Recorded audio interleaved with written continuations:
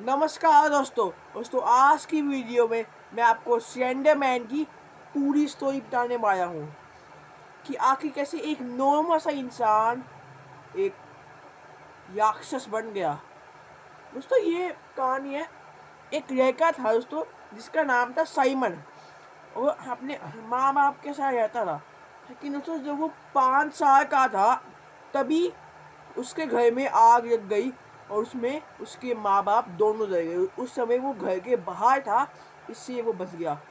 इस उसके बाद उसके बहुत झटका लगा और उसके बाद वो अपना पूरा समय जंगलों में ही बिताता।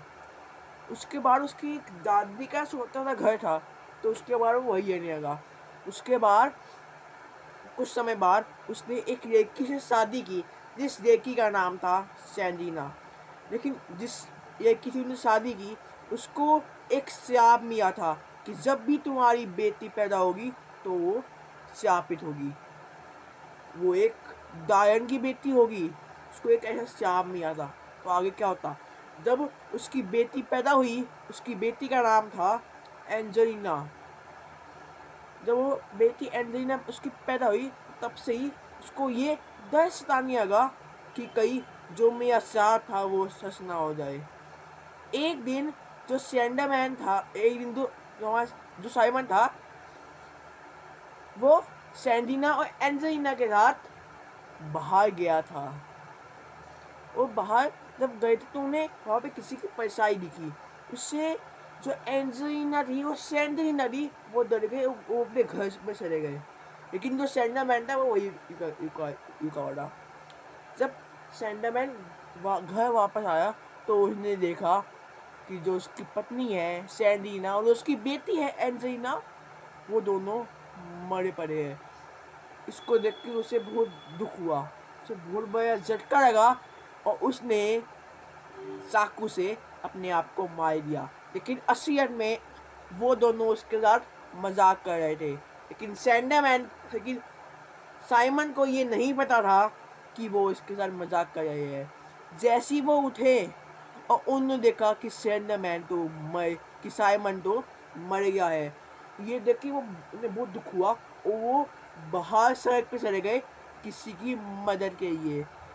लेकिन उन्हें कोई मिला नहीं। लेकिन जैसे ही वो घर में वापस आए तो उन्होंने देखा कि वहाँ पर साइमन नहीं है। वो बहुत ज़्यादा डर गए कि साइमन तो मर गया था, तो वो यहाँ पे कैसे नहीं है। वो साइमन को ढूंढने लगे, एकदम से साइमन उनके सामने आ गया। लेकिन इस वक्त वो साइमन नॉर्मल नहीं था, उसका चेहरा ही नहीं था। और उसने तभी साइमन ने उसी वक्त सैंडीना को मार दिया। लेकिन एंजेलिना ने जैसे ये देखा, एंजेलिना वहाँ से भाग गई, जंगलों में कहीं भाग गई। वो ऐसा माना जाता है कि आज भी सैंडरमैन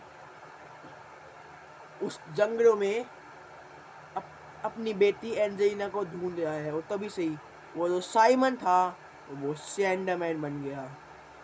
तो दोस्तों यही है कहानी पूरी कि कैसे सैंडरमैन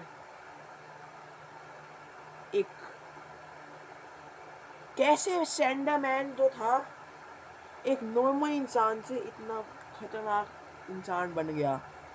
कैसे बन गया वो दोस्तों, आज भी वो उसी उसी जंगलों में भटकता रहता है और उसकी हाइट करीब करीब 8 फुट की होती है।